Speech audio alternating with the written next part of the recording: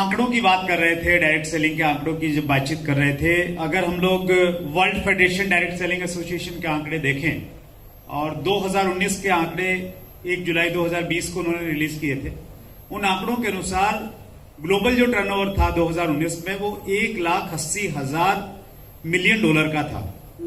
और 1,80,000 million dollar में, जैसा मिलन सर ने बोला, 35,000 मिलियन डॉलर अमेरिका का रहा, इंडिया का कोई 2,477 मिलियन डॉलर था। उसमें एक बहुत इंटरेस्टिंग चीज मैं बता रहा हूं, एक आंकड़ा बता रहा हूं आपको। उस जो डाटाज आए, उस डाटाज में 3 साल का CAGR दिया हुआ है हर कंट्री का, कि किस कंट्री में डायरेक्ट सेलिंग पिछले 3 साल में कहां ग्रो किया, कहां कम हुआ। तो उसमें अगर हम अमेरिका को देखेंगे तो कुछ वजहों से अमेरिका का जो CAGR है वो माइनस में है, बहुत कम माइनस है, -0.3%। हम ब्रिटेन का देख लें, हम लोग चाइना का देखें, उन सब में सबसे ज्यादा अगर किसी का है तो वो इंडिया का है, 16.1%। और वो 16.1% क्यों हुआ, उसके पीछे का कारण ये है कि 2016 में 9 सितंबर 2016 को सेंट्रल गवर्नमेंट ने गाइडलाइन जारी कर दी थी। तो उसके बाद जो पॉजिटिव एनवायरनमेंट बना देश में डायरेक्ट सेलिंग को लेके, चाहे वो कंपनीज की बात करें या हम लोग लीडर्स की बातचीत करें, तो बहुत तेजी के साथ में काम स्टार्ट हुआ। 2017, 18, 19 में हमने इस प्रकार की ग्रोथ की। और उसमें मैं थोड़ा और गया डाटों में, चूंकि हम लोग विजन की बातचीत करते हैं, फ्यूचर की बातचीत करते हैं। तन्वी से मैंने हेल्प लिया कि इसमें फार्मूला लगाओ एक्सेल वाला, और उन सबको हमने कैलकुलेट किया कि अगर हम 3 साल का जो CAGR है उसको मान लें कि यही ग्रोथ रहेगी अगले कुछ सालों में, तो 2037 आते आते हिंदुस्तान डायरेक्ट सेलिंग में नंबर 1 देश बन जाएगा। बहुत हम लोग अमेरिका को पीछे छोड़ देंगे, चाइना को पीछे छोड़ देंगे, ब्रिटेन को पीछे छोड़ देंगे। और मुझे मालूम है कि अब रूलिंग आने वाली है डायरेक्ट सेलिंग के ऊपर में। कंज्यूमर प्रोटेक्शन बिल 2019 ऑलरेडी पारित हो गया है, रूलिंग पे काम चल रहा है। तो ये चीजें और हमारे फेवर में है, सारी की सारी चीजें। तो एक बेहतरीन भविष्य है। हिंदुस्तान की सबसे तेज गति से बढ़ने वाली कोई इंडस्ट्री है इन 10 सालों में, इस दशक में, तो वो डायरेक्ट सेलिंग इंडस्ट्री होने वाली है। इसमें कतई कोई दो राय नहीं है। आप मेरी बात पे आपको यकीन नहीं है, आप फिक्की KPMG की रिपोर्ट्स देख लीजिए, आप रॉबर्ट T कियोसाकी को पढ़ लीजिए, वो सारे लोग इस तरफ इशारा देख रहे हैं। उसमें फिर RCM की हमारी खूबी क्या है, खासियत क्या है, सब ज्ञानी लोग बैठे हैं, मैं नहीं बताना चाहूंगा। एक चीज बताना चाहूंगा, जो इंटरनेशनल डाटाज हैं वो डाटाज ये बताते हैं कि सबसे ज्यादा जो टर्नओवर है वो वेलनेस प्रोडक्ट्स का होता है, 50% के लगभग।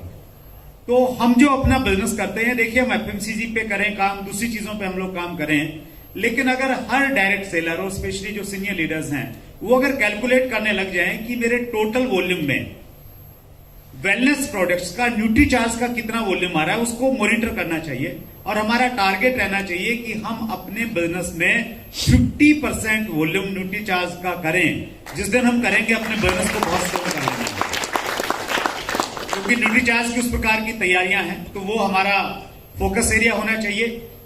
मिलन सर ने बिल्कुल सही बताया कि सेल्स को लेके हमारे यहाँ पे बहुत अच्छी थोड़ी सोच नहीं है। चैट विद सुरेंद्र वत्स के 100वें एपिसोड में हमने प्रोफेसर अतुल घोसला को बुलाया था, और उस इंटरव्यू में प्रोफेसर अतुल घोसला ने एक चीज बोली। उन्होंने मैकेंजी के साथ में बहुत सारी कंपनियों में बहुत बड़े लेवल पे काम किया। उन्होंने कहा कि जब मैं यूके में था और वहां पे काम कर रहा था, तो वहां सेल्समैन, अगर मैं किसी को बोलता ना मैं सेल्स में हूं, तो लोग मेरे को सम्मान करते थे, सैल्यूट करते थे कि अच्छा सेल्स में आप। लेकिन इंडिया में अगर कोई बोलता है कि मैं सेल्स में हूं, तो लोग उसको बहुत अच्छी निगाहों से नहीं देखते हैं। तो उन्होंने बोला कि हम ये चाह रहे हैं, अब समय आ गया है कि इस परिस्थिति को बदलें। जब तक इंडिया में लोग सेलिंग पे फोकस नहीं रहेंगे, उसको सम्मान की दृष्टि से नहीं देखेंगे, हम लोग बड़ा काम नहीं कर पाएंगे। और उनकी यूनिवर्सिटी है सलूनी यूनिवर्सिटी, हिमाचल प्रदेश, और उन्होंने डिक्लेयर किया उस दिन वहां पे कि हम लोग अगले साल post graduation diploma in direct selling शुरू कर रहे हैं, और विद इन 2 ईयर्स वो MBA in direct selling start कर रहे हैं। यानी वो सेल्स को इतना ज्यादा इंपॉर्टेंस देते हैं। तो सेल्स पे हम फोकस करेंगे तो हम लोग बहुत बड़ा काम कर सकते हैं, नो डाउट। और डायरेक्ट सेलिंग सेल्स का ही बिजनेस है, उसमें हम लोग संकोच नहीं करें बिल्कुल भी।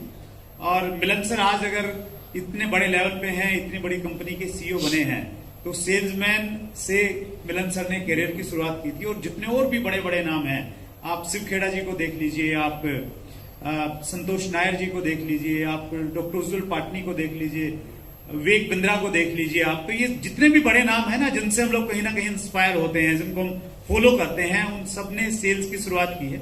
और आरसीएम भी हम लोग सेल्स में ही थे, लेकिन वो एक अलग तरह का मॉड्यूल हमारा सेल्स का था, जिसमें हम लोग नेटवर्क बनाते थे, केवल मात्र लोगों को ज्वाइन करते थे। लेकिन उसके साथ में जो प्रोडक्ट सेलिंग का कॉन्सेप्ट हम उसके साथ में अगर एड ऑन कर लेंगे तो लोग भविष्य हमारा है, ये तय है 2037 में हिंदुस्तान नंबर 1 पे होने वाला है। लेकिन उसमें आपकी और मेरी हिस्सेदारी कितनी होगी, वो इस चीज पर डिपेंड करेगा कि हम सेल्स को कितना प्रमोट करते हैं और कितना उस पर पसंद करते हैं।